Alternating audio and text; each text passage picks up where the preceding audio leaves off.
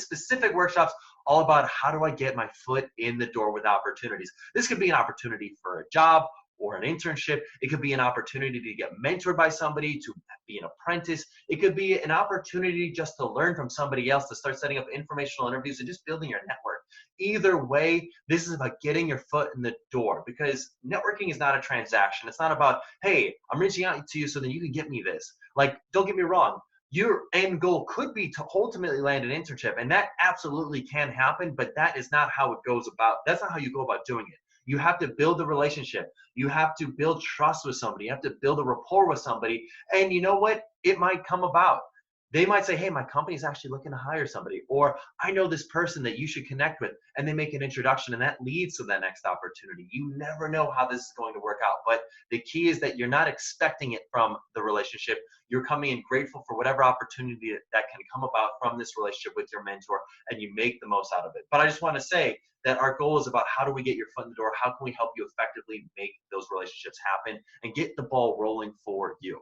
So to get credit for attendance during this workshop, I'll be asking you 3 questions throughout the workshop for you to answer, and post your answers to these questions in the comment sections within 24 hours of this video going live. So if you're watching the Sunday night episode of this workshop, I'll expect you to have your comments made, your answers to the questions that we post by 8 p.m. on Monday. If you're watching the Monday night version, I'll expect your answers to be posted by 8 p.m. on Tuesday. And if you're watching the Tuesday version of this workshop, I'm expecting your answers to be posted by Wednesday at 8 p.m.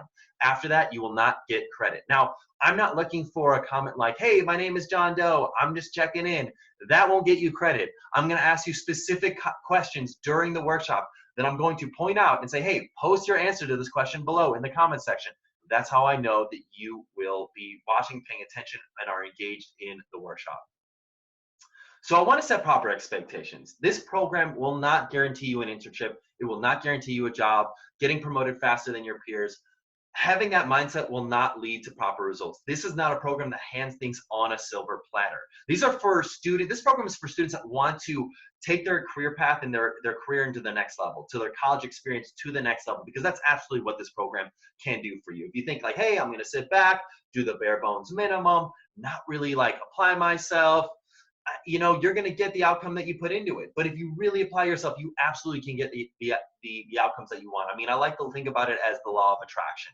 If you come in expecting negativity, you will get negativity. If you're open to the positive, you will achieve positive outcomes. You will attract positivity to what you want to achieve. So I really want to encourage you to come in with an open mind and a positive outlook for what you can achieve, and the willingness to work hard towards getting there. Students who have gone through this program have landed jobs at places like Google and other Silicon Valley companies, Wall Street investment banks, prestigious PR and marketing firms, and major engineering firms. Absolutely, yes, that has happened many times for many students. But did those outcomes get handed to them on a silver platter? Absolutely not. It's all about what you put into this program and the outcomes that you can achieve. They absolutely are there. They are absolutely possible. You have no idea how this can come about and help you out in terms of your mentor. Treat this program as fuel to help you get to where you want to be. If you're already burning and going strong, this program can really help you accelerate. Imagine just like getting dumped a bunch of gasoline on your big fire that you're already building. If you're burning barely at an ember, let this program be a sliding point, a starting point for you to launch off. But if you think and you come in with the mentality that, hey, I'm kind of doing a couple things, but I'm kind of following the status quo of like, I just go to the annual career fairs and I apply on the online website and that's pretty much it. If you're coming in with that mentality and that you're not going to try to or be willing to open up and apply and do other things to help you get your foot in the door, this program you may struggle with, because we're going to teach you a lot of things and a lot of ways that you can go about getting your foot in the door and getting opportunities for yourself that are not the normal way. That's why this program is for the students that are really interested in taking their life, their career to the next level, because these are the tips that you are not taught in school. And the experts that we bring in, the guests that we bring in to these workshops have content, insight, and wisdom that they've utilized and explained within their books, within articles, within other pieces of content they've created that they've built an expertise on. And so the point all I'm making is that this program, if you're interested in taking your life, your career, your college experience to the next level, you are in the right place. So I'm really excited to get started. Now, a couple of keynotes about mentorship. Now, when it comes to your mentor and who you were matched with, one thing that we leverage extensively is this research called work orientation, which is how you view your work. So some people view their work as a job, some people view their work as a career, some people view their work as a calling. Imagine a triangle and imagine it being a spectrum that can change throughout your life. So after you take your assessment and after you get matched with your mentor and you log into your dashboard, you can actually see your work orientation and your paired mentor's work orientation, which is really cool. Because what we've learned is when work orientation is aligned for a mentoring relationship, the likelihood that that relationship lasts for the full 6 months is considered both productive and quality by both participants increases by 400%. It's crazy how powerful work orientation is when it comes to mentor matching. If we were just to match you based on your career interest or their status within their company or their area of expertise, we know that those are only transactional metrics, and the likelihood that that relationship will last for the full 6 months and be considered both productive and quality is low, because then there's an expectation that someone's going to give you something or that you're going to give them something, and that's ultimately not how successful mentorship works. Successful mentorship works when both people can, on a human level, invest in each other, and that's how we make the matches happen. The other key thing about mentorship is vulnerability. The willingness to open up about who you are and what you want to accomplish in your story. I know that when you are more vulnerable, you are much more likely to build trust. You cannot build trust unless you've got vulnerability first. And it's up to you or your mentor to be the first person to take that step. So I want to challenge you to be the first person to take that step, to be vulnerable first. And to give you an idea of what vulnerability looks like, I will share with you my story.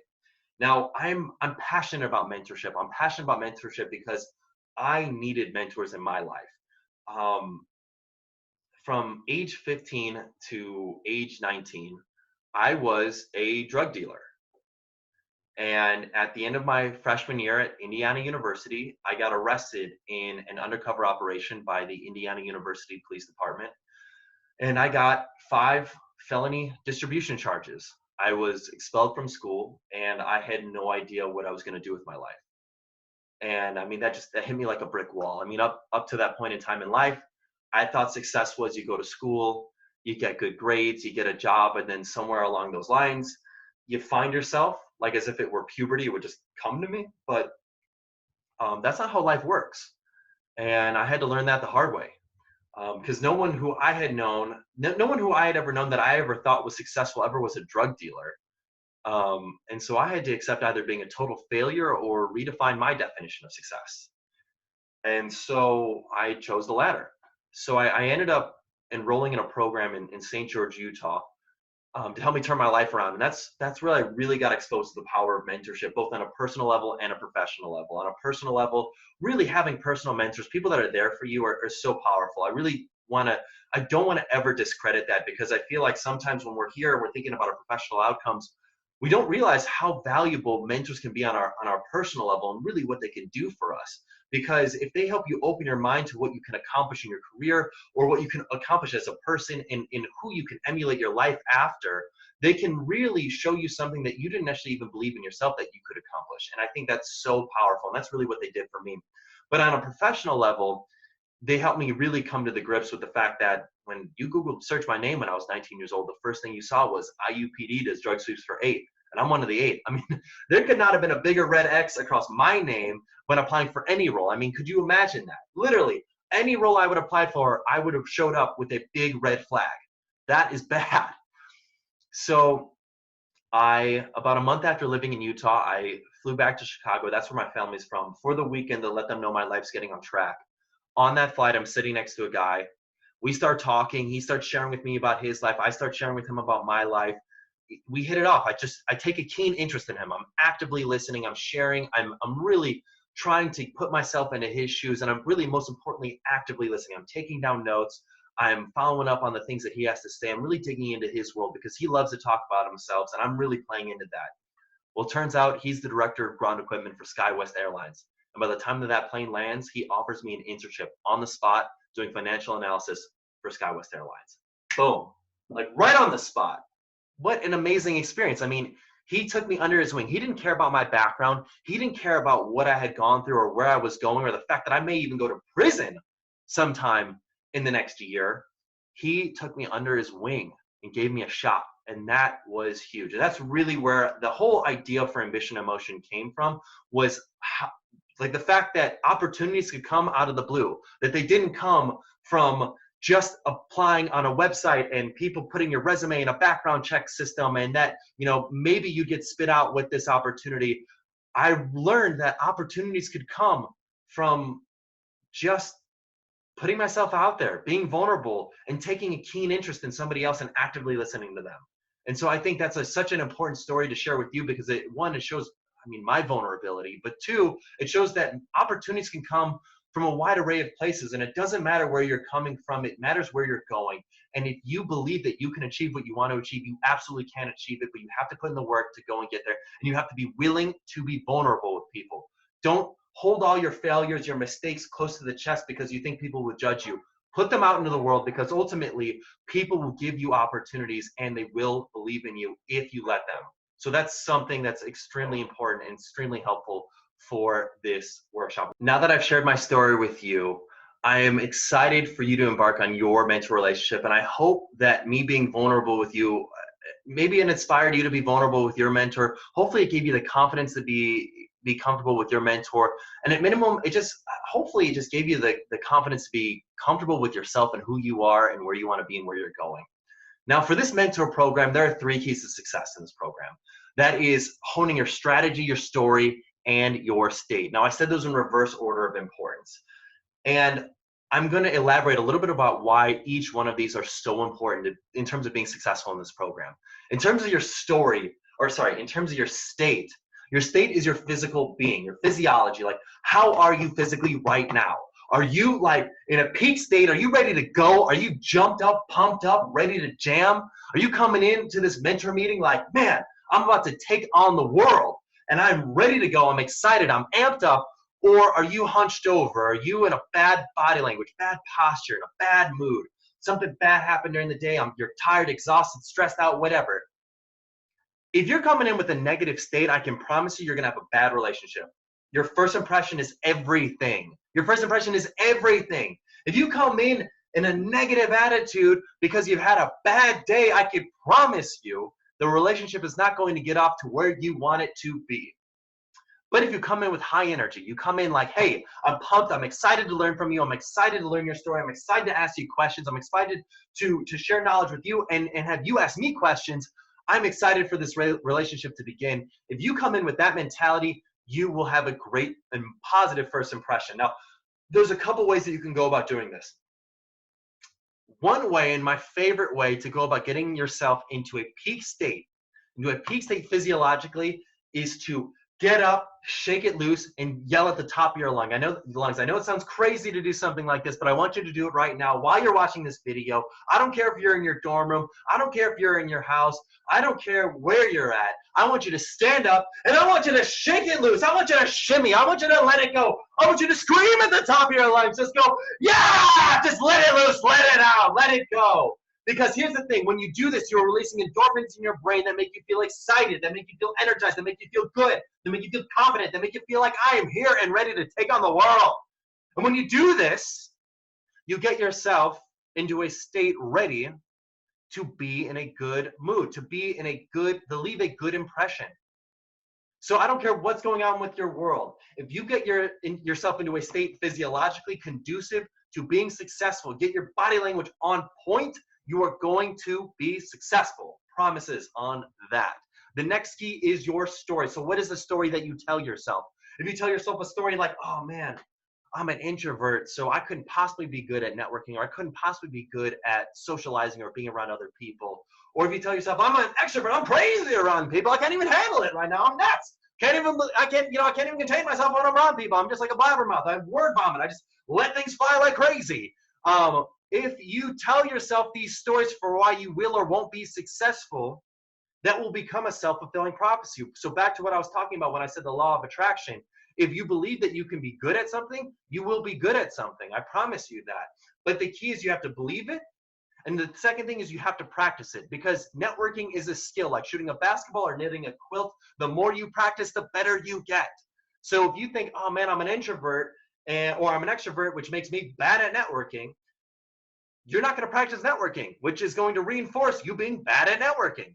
But if you work at it, if you practice, if you use this mentor program to meet with your mentor, someone who's got like of no consequence to you, like if you, God forbid, mess up this relationship with your mentor, what is the worst that happens? This was a total stranger that you've never met before this moment. Now all of a sudden you're building this relationship. Well, why not give it a shot? Because here's the thing. If it ends up working out great, it gives you the confidence to start reaching out to more people and building a better rapport with more people and building your network. And then all of a sudden you can become better at networking. You can be better at building relationships with other people. And you can be better at learning opportunities when they arise and getting your foot in the door. So the point I'm making here is, what is the story you tell yourself? What is the thing that you've got in your mind for why you will or will not be successful? And the key here is that if you do have something positive in your mind, I promise you, you are going to be much more likely to manifest that outcome for yourself. And the last key is the strategy. So what are the strategies that you are going to leverage to help you getting your foot in the door for an opportunity? Now, here's something that I like to do. I like to implement new routines every single month, because what it does is it helps me get into into powerful habits. Now, some of them stick, some of them don't stick. Some of them take, a while to stick. Some of them take practice, and that's okay. But the key is that you have to start. And so one thing that I would love for you to start doing in terms of a strategy to help you build a strong routine that will help you start getting your foot in the door is the one, if you don't have a LinkedIn profile account, get a LinkedIn profile account. LinkedIn is a powerful tool. It's so powerful. Well, then once you've gotten a LinkedIn profile account, I want you to connect with 10 new people in your field, not just 10 new friends or whatever. If you're just starting your LinkedIn account, friend request everybody. Get as many as you can. In fact, you should really try to get above 500 plus LinkedIn connections, because once you're there, you are much more in the LinkedIn algorithm likely to get recommended by other people in terms of connecting with them. But more importantly, I want you to connect with 10 new people in your field of interest. So if you want to get into banking, connect with 10 bankers. If you want to get into marketing, connect with 10 marketers. If you want to get into engineering, connect with 10 engineers. Connect with 10 new people every single week. And it's a really easy thing to do. Send them a personalized message. Say, hey, Jane Doe, I'm a student studying XYZ category. I'm really interested in your work, and I'm interested in potentially pursuing a career in this path. I would love to connect and maybe learn a little bit more about your work, your name. It's the simplest message. And in fact, if you go on the tips and templates tab on the AIM dashboard, you can actually see a copy and pastable link that you can literally copy and paste to help you send this message out to other professionals on LinkedIn. But if you can get into the habit of sending 10 new people a connection request every single week, I promise you, you are going to start meeting with some of these people, and this could open up doors that maybe weren't even there or you didn't even realize were possible. I strongly encourage that. 70% of all job offers go to somebody who knows somebody at that company, not from just applying blindly on a college career website. I promise you that. 7% of jobs go to someone who knows someone at that company. So if you can build relationships with somebody at that company, your resume will go to the top because you were a referral, not a random stranger who applied. Build your network. So one thing that I love to do, and by the way, we're about to get started into our guest speaker, but one thing that I love to do before, to really reinforce what we're talking about, one thing that we've learned is teaching something to somebody else. So think about something that you've learned within these first few minutes of this workshop so far, or something that you will learn through our guest speaker in this workshop. I want you to think about that, and I want you to teach it to somebody else, something that you learned. And the reason why this is so powerful is because learning something in a workshop is amazing. I mean, sure, I'm on here, I'm on this video, and that's great. That's all. That's amazing. That's fine and dandy. But if you go back to bed, or if you're like, oh, that was cool, I kind of took a note, whatever, like that might stick, but the likelihood that it actually sticks increases exponentially when you teach it to somebody else. So find a friend, find a stranger, find somebody, and teach them something that you learned this evening. And I promise you, it will reinforce substantially more in your brain. You are much more likely to adopt the habits that you are learning. You're much more likely to apply the skills that you are gaining. So that is the key thing that I really want to stress with you from this workshop. So I'm really excited to jump into our guest speaker because we've got a great one for you this evening. I'm excited for you to learn from our guest. Hey everybody, I'm so excited to dive into our workshop today. We're here to talk about how to get our foot in the door for professional opportunities. So you might be thinking to yourself, okay, I'm a college student. What do I have to offer? Like, how can I possibly get my foot in the door for professional opportunities? Because I might be thinking to myself, what do I have to offer? Like, someone's probably super busy, or they've got a lot of things going on in the world. And I might be thinking to myself, like, gosh, where would they ever find the time to spend with me, to share with me about their work and their career? And What we're here to talk about is why that's okay and why executives and leaders and professionals love to meet with college students, because ultimately you're not there to sell them on anything. You're just there to soak up their knowledge. And most people are honored to get the opportunity to have people hear what they have to say. I like to look at it like taking a group photo. When you take a group photo with people, who's the person you look at first, last, and most often? It is yourself. People love to talk about themselves. They love to look at themselves. When you come to them and say, hey, I want to talk about your most favorite topic in the world, yourself, it's an honor. People love it. And so we're going to talk about how to get your foot in the door for professional opportunity. We got a great guest speaker with us here today. We got Kegan Dellinger. Kegan, welcome. Thank you, sir. What an intro. I love it. Oh, good. I'm glad you liked it. So, Kegan, if you could just share with the students a little bit about who you are, what you do, and just a little bit of your background and work. Absolutely. Yeah. So I'm currently employed as an engineer at Johnson Johnson. I am physically located in Florida, so the Sunshine State.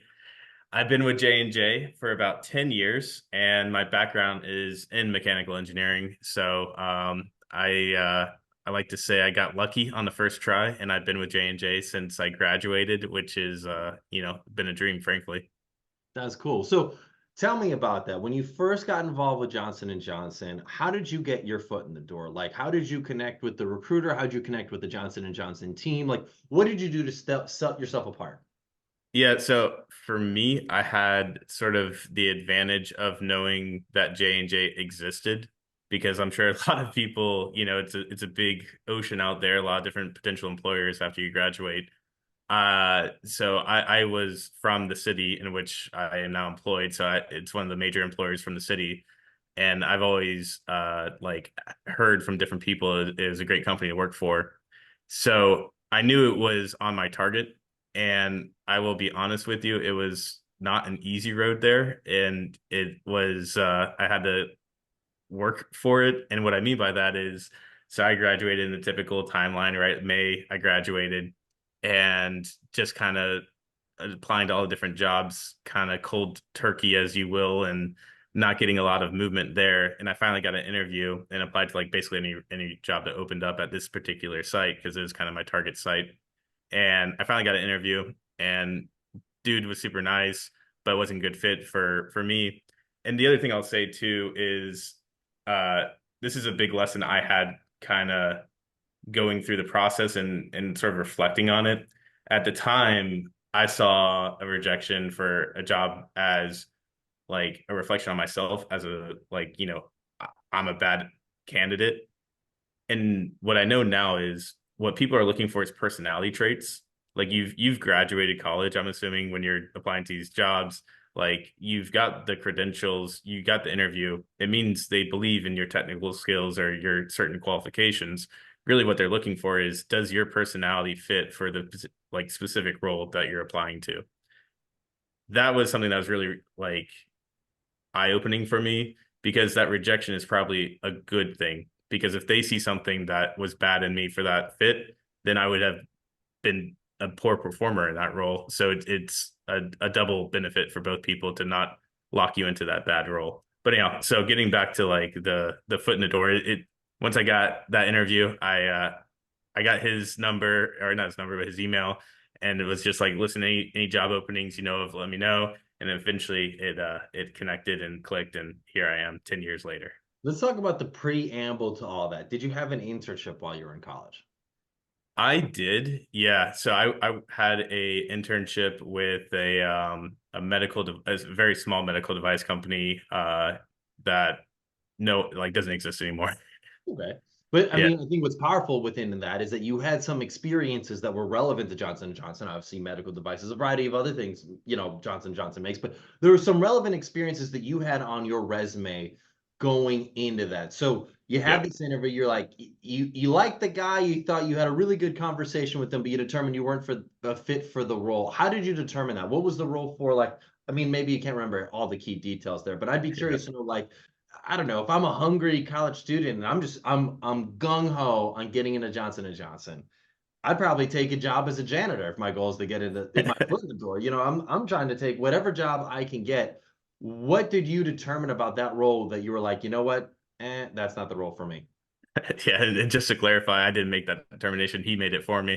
But How did you mutually come up with this decision together? yeah. It was less mutual, more directional. But I would say that the question is kind of interesting because I think I got lucky, like I said, with the original rejection and then the eventual role that I landed into. And I don't know, it's a tough question because I don't think I curated the position or anything like that. But what I will say is it took me about 6 months to find that opportunity. So graduated in May, and about 6 months later, I think it was like August. I think my math is about right there, maybe a little bit less. But it took me that long to get the role. And the doubts of are in your head kind of thing during that entire thing. So like persistence was extremely important through that. And I would also say like not undervaluing myself because I did get job offers that were kind of I would consider low balls, and it wasn't with my target kind of company sort of thing. So just keeping an eye on the prize, so to speak, and being able to you know lead to that or manifest that kind of thing. What year was this? You were in this position of seeking jobs? 2014. Okay, got it. Yep. No, that makes a ton of sense. And I was just about to ask, would you have considered taking a job with a different company? Like, what made you want to stick out the Johnson and Johnson ride? Did you go to career fairs? Did you go to like recruiter events? Like, how did you go about keeping your enthusiasm and relationship intact with Johnson and Johnson throughout that whole period? Yeah, so I probably would have in the moment because I definitely was the hungry student that you described. And as time was going on, I was getting hungrier and hungrier. Um, and as you can imagine, that being the case. But I would like what kept me going? I would say that I I had a lot of people advocating for this as a company, and that's something that I've never had people talk about before with their company, like get excited about it sort of thing. Um, and when I say that, I mean it's a company that like, oh, it's not just about the work and making the world a better place, but it's also a great culture for the employees, like wanting to like give you your time and having the right amount of PTO and good work life balance and all those sorts of things. So it's not necessarily meant as an advertisement for my company, but that is kind of the motivation. But I will say that just the way the timings worked out, when I got the offer eventually for the entry level role for J&J, I actually had a competing offer for an automotive company, so Nissan. And so I mentioned earlier, I was born and raised in Florida. This role in Nissan was up in Detroit, and they even flew me out there for the interview. And like I think the moment I realized I was a fish out of water there was when in my rental car I heard something knocking around in the back, and it was an ice scraper. I was like, "What is this thing? I've never seen one of these before. I can't live here." But the kind of circle it back around, the the job offer for Nissan was actually more like lucrative and probably more sexy of a role, I would say, compared to what I eventually got at J&J. But I would say no day goes by that I think I made the wrong decision. I think it is a very, very good decision for me in the long run. What? Why? It's what I value, right? So like I value being close to family. This was a lot closer to family. Detroit being pretty much not the other side of the country, but pretty far away, inconvenient location. The again the work life balance with the company, and I feel like I make a better impact on people's lives with my role within J&J versus Nissan. So let's talk about your continuation of your career because obviously you started in entry level at Johnson Johnson. Yep. How have you been able to get your foot in the door for additional opportunities as your careers progress within the organization? I think sometimes, like as a student, you might think to yourself, like, oh, like I get a job in this one place. How do I move up? Like, how do I take on new opportunities? How do I make like transitions? How does that work? How do I get my foot in the door for opportunities internally? How does that work? Yeah. So it's a wonderful question, and I'll kind of tackle it a couple different ways. So the first one I'll say is like having sort of a very open mindset. And if you ever seen the movie, I think it's called Yes Man. where I think it's Jim Carrey, and he says yes to everything. You kind of need to be like that, and maybe not to that extreme level, but you need to be very much open to realizing that there's a lot that you don't know, and the only way to know is by going to do it yourself. Or that's, for me, that was the best way, I'll say. I'm sure there's other ways to do it, but and what that led to was a lot of different connections across the company, and it forced my network to expand, whether I liked it or not. And I was meeting people in different departments and all that kind of stuff. And even to this day, I'm able to like um figure out different parts of the company because of those early connections that I formed, and all that kind of stuff. So having a yes mentality would be the first thing. But the other thing too is using that network that you develop, and then figuring out where your skill sets are, or where your interests and your skill sets coincide in other areas of the company. And then you're able to kind of figure out which managers or departments or what have you would be a good fit for that. So I kind of find myself in the middle of that situation right now. So I'm kind of looking for a bit of a shift. And I've reached out to a couple of people that I know would be a good alignment for what I'm looking for. And these are people who know my work and know my sort of credentials, if you will, and that kind of stuff. So it's a career is a lifelong journey. And the thing about, I'll say, about networking, that I had a misconception of what networking meant when I was in college. Networking to me was knowing as many people as possible so that you could ask that person for a job in the future. And when I think that there's some truth to that, but I think it's more also knowing the different people in the company so that you can do your job more effectively. And this is particularly true in a large company like J&J. It's massive. You can kind of get lost, and I do get lost still. I'm not a perfect person by any means, but I'm able to navigate and understand, like, oh, this project is going to require X, Y, Z, and I know this person over there, and I know maybe that's not the exact right person, but they can kind of get me pointed in the right direction. And that's the power of networking, aside from just, career progression. Yeah, I love that. I think you're really highlighting onto this key point that you should never stop networking. I think, like, as a No. student, you might think to yourself, like, oh, I end up getting this job. I don't need to keep networking. I don't need to keep my network intact. Like, sure, don't get me wrong. Your network, especially if you can keep them intact, can be really helpful for helping you land that job. But you made a great point about keeping your relationships open for everybody across the organization, not only for cross collaboration, but it's even for future opportunities, because there's nothing worse. I can definitively say there's nothing that stinks worse than someone who's desperate looking for a job and is only reaching out to you because they need a job. It's like, hey man, I haven't heard from you in years. You haven't kept me in the loop on what's going on in your world. Oh, you're looking for a job? You don't say. You want me to just like just just wash the ocean and look through my entire Rolodex of everybody I know to like help you land this job. Like I haven't seen you in forever, man. Like, what is going on? I think Yeah.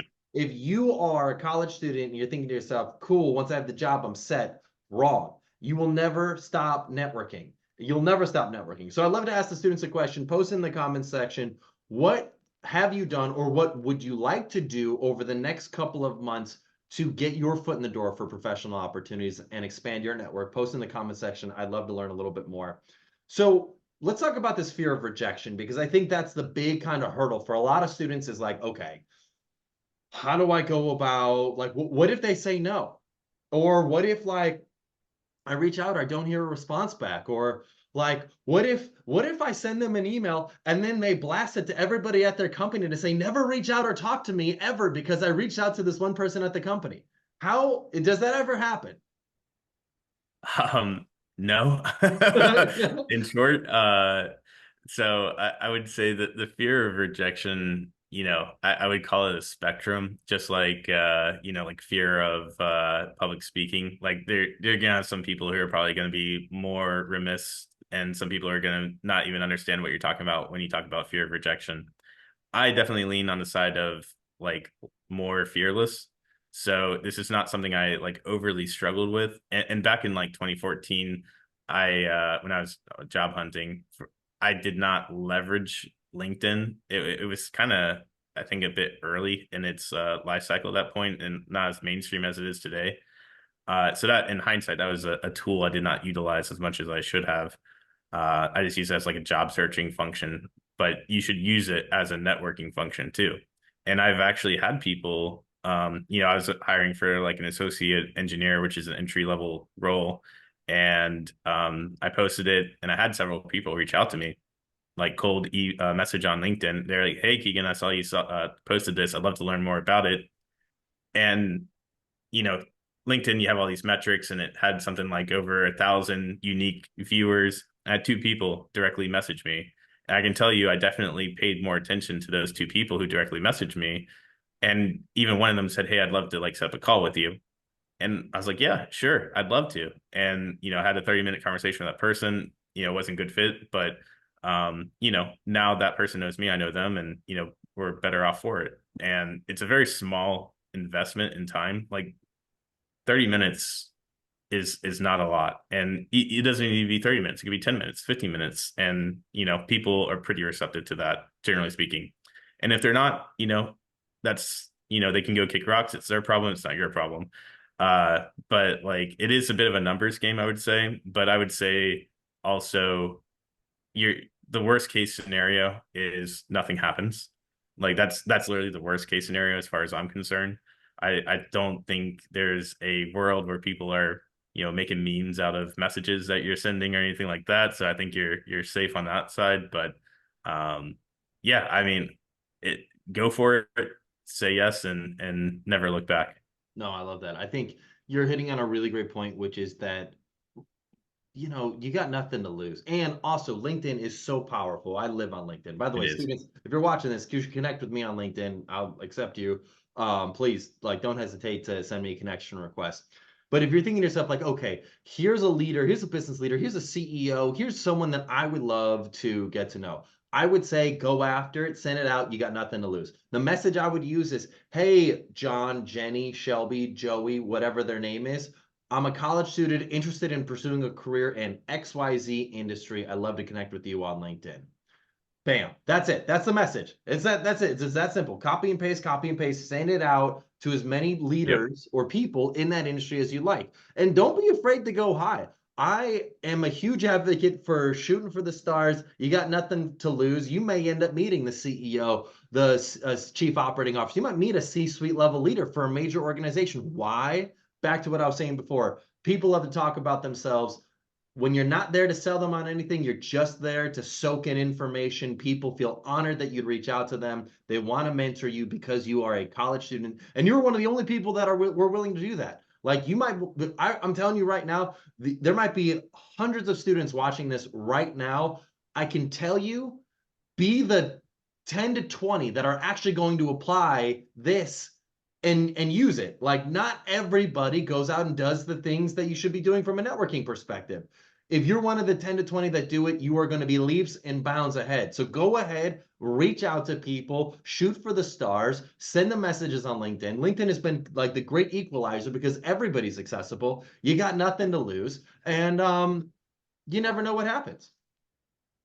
Yeah, and I'll build off of that a little bit, which is I remember I was part of an internal to J&J mentor program one year, and what I forget what the question prompt was, but it was something along the lines of like what motivates you or something like that. And a more senior person in the company who was mentoring me basically said, "Well, I feel like I've kind of made it in my career, and so now my main focus is helping out people make it in their career."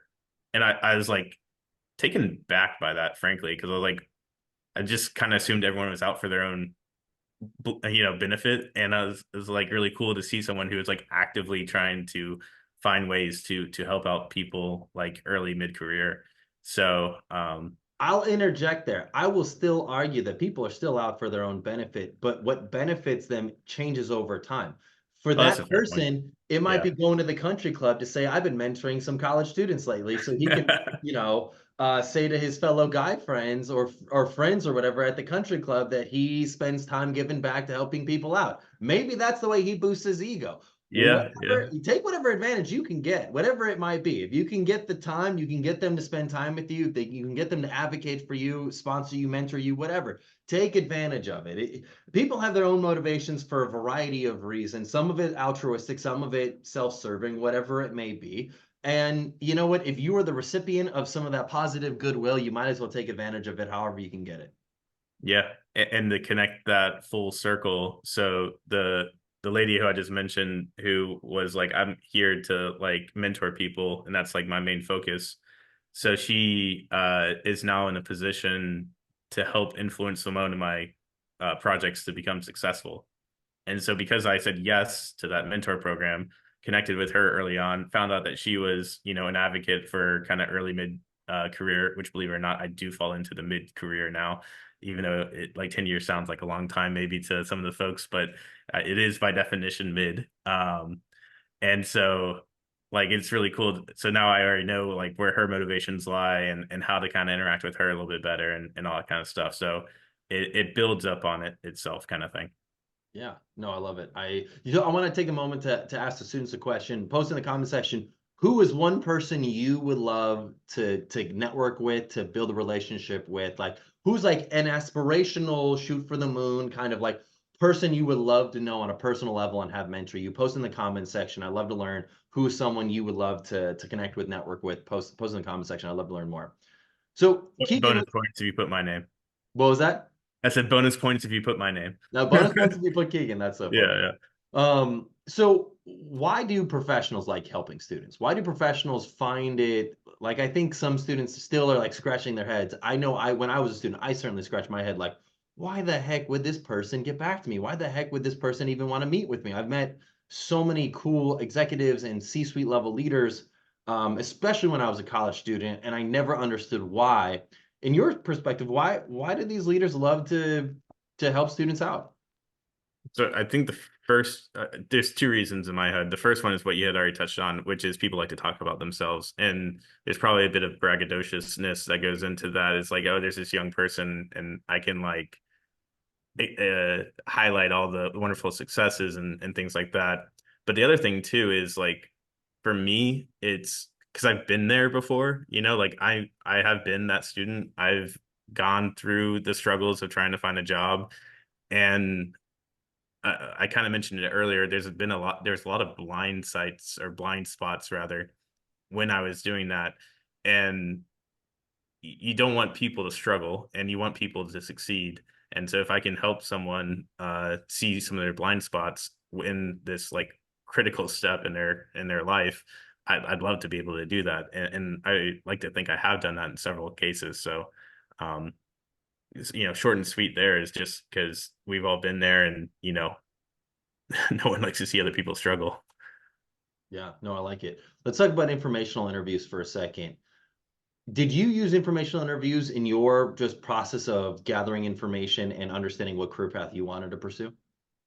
Um, so help me out real quick. What is an informational interview? When I say informational interview, I'm not saying interviewing for a job. I'm saying, so for example, I gave the example of on LinkedIn, you send a connection request that says, Okay. hey, John, I'm interested in pursuing a career in XYZ industry. I'd love to connect. And then let's say that person connects. And then you say, hey, John, I'm sure you're super busy, but would it be possible for us to just grab a quick 15, 30-minute Zoom call or something? I'd love to just learn more about how you got into this industry, what this industry is like, and just what advice you may have for a student interested in pursuing a career in this industry. Like that's what I mean by an informational interview. It's not like an interview for a job or anything, but you're just building your network, learning about the space and learning their perspective and what suggestions they may have. Yeah, I would say that I didn't, and that was a mistake. Like when I was, in the student's position where I basically tried to leverage job career forums to serve as that informational, and it was grossly inadequate because the reality is, at least for me, I'll talk about my perspective because that's all I know really. But I didn't really understand how companies operated and ran and all these different departments and all that kind of stuff when I was in college. And I kind of would joke, but also be completely truthful, when that, like, every 3 months I would reflect on what I learned about a company. Like when I first started, I was like, man, I knew nothing 3 months ago. And that kept on becoming less and less true every 3 months. But even to this day, I like think back, like even like a year, 2 years ago, I'm like, man, I did not know anything about this company. And you keep on peeling the layers back. The way I connect that to the informational is you are starting from a place of like ground zero in your understanding of like how different company structures work and how all that kind of stuff is. So the more informational gathering you can do in terms of like just like what are different roles that exist out there? How does that interact with each other? And how do my skills potentially fit into there? Like that's massively beneficial because I'll give you one great example. I hired a young lady who was a had a just got her master's in chemical engineering, and in her mind she was only going to be in the lab doing lab tests. That's her career. We hired her on in our logistics department doing tracking packages and things like that. She loved it. She was like, oh my god, like it's problem solving. And now she actually has a very, very good career in that role within our company. And she's like, Kegan, I can't thank you so like enough for like showing me this other side of what I didn't know about. So um, that that kind of trigger of that's maybe the extreme side. That's not information gathering, but that's like It is internship. information But gathering. No, yeah, I disagree. I think that's totally information gathering. I think so many times in a college student's career, or just like in your in your mentality, let's say you get a degree in marketing, let's say you get a degree in software engineering, let's say you get a degree in structural engineering, let's say you get a degree in like mechanical engineering, whatever it may be, whatever career, whatever degree you get, you think your career is this linear path that you're just going to go straight up into this thing that you did while in college. I think maybe 5% of people do that. 95% of people, it's a zigzag. It goes all over the place. And it's about you're building your network and learning about what other opportunities are in there that you can learn it. So it's like this person you're describing, she wanted to problem solve. She wanted to be able to see something from the open to close. And I would imagine in college, tracking packages wasn't probably even on her radar. In fact, I would imagine that that was not even something she really even considered as a career path, or even maybe that was probably below her. She didn't realize how critical of a function it was within the organization. And you helped open her eyes to like, hey, this is actually a pretty critical element of what we do. And you've got to be very detail oriented. There's a lot of things that need to get done. And it seems like the things that you are passionate about and your skill set aligns to where this role is, and you open her eyes to that. I think that is what an informational interview is all about, is learning from other people and what potential paths could be possible. I mean, colleges try to do their best by creating like generic, columns of like what career paths can be in terms of what path they can go down, but it's impossible to stay up to date on, new things. I know like we joke about AI in our mastermind group forums, but like, there are companies that have AI prompters where their job is to prompt AI to do things. Like I think maybe some collegiate courses are doing that right now, but you can't have a whole degree path in prompting AI effectively so then it spits out the thing that you needed to do. It's something you just kind of got to talk to someone about, meet the right person, and get connected to the right people to do that type of work. absolutely. Yeah. No, I I could go a tangent on the AI stuff, but I'll save that for a different conversation. Yeah. Either way, it's just the product of there are roles within organizations that colleges cannot anticipate for because there are a Yeah. zillion different minor, roles, companies, departments, organizational units that just like the work needs to get done. And a college degree and a college career path or collegiate, degree path cannot anticipate every single type of career one may pursue within an Yeah. organization. And the There's more like entire industries that don't have majors associated with them. Like within medical device, there's quality engineering. And I think the closest thing that I have found is industrial engineering track has like one subset of 1 3 hour credit course that talks about quality engineering. So it's a highly underserved thing. But again, these are, if you find out, oh, that's an option and it's an underserved market, maybe that's a route I can go into, kind of thing. So You know, you hit a really good point on the underserved market, especially if there's not a degree path, but there's career options within those areas. Your competition is going to be much lower than if you're in yeah, something that everybody's doing. If you're in something that everybody's doing, that's like a direct linear path from, you yeah, know, the degree, it's a lot harder to get in there because every college student's applying for that role. But those niche roles where maybe there isn't a specific degree that says you do this if you did that, yeah, you are much more likely to get that job because companies are going to be more desperate to hire people with less experience doing that because no one's going to have a direct correlation in terms of career degree path to career path. So I'd love to ask the students one last question. What will you do differently? What can you start doing today to start setting yourself up with 5 informational interviews by the end of the month? What can you do right now to get you started on having 5 informational interviews with 5 different professionals by the end of the month? I'd love to know it. Post in the comments section. I'd love to learn what you are going to start doing today to get that process going. So, Kegan, this has been a really great workshop on how to get your foot in the door for professional opportunities. Are there any final tips that you'd like to share or insights you'd like to share with our students before we head off from this workshop today? just I would say you can learn from anyone. So if you see a role or someone with a role that whose title you think is not completely applicable to you, don't jump to that conclusion and don't write them off like that. Like, you can learn something very, very valuable from pretty much anyone. That's how I've gone about it. And I just had a conversation last Friday with someone who is a technician in a completely different department. And I learned a completely unique process that she champions that I had no idea was even a thing. And just out of chance, it was very much applicable to some of the work I was doing. And so I got that learning just by, having that kind of random conversation with someone. And again, doing the informational interview. So I guess the informational interviews never end. How about that? So just like networking never ends, informational interviews never end. That's Yeah, what I love that. Don't be that person who's only doing informational interviews once you're desperate and looking for a job. Be that person who keeps your network open and rolling and continuously growing when things are going great and when things are tough. Because when you're doing it, when things are going great, when things get tough, you're gonna have a whole lot more people sticking out their hand to help you because they want to see you thrive and succeed. Because you were there for them to keep them in the loop on what's going on in your world. for sure. Cool. Awesome. Well, Kegan, great workshop. Students, thank you all for being here.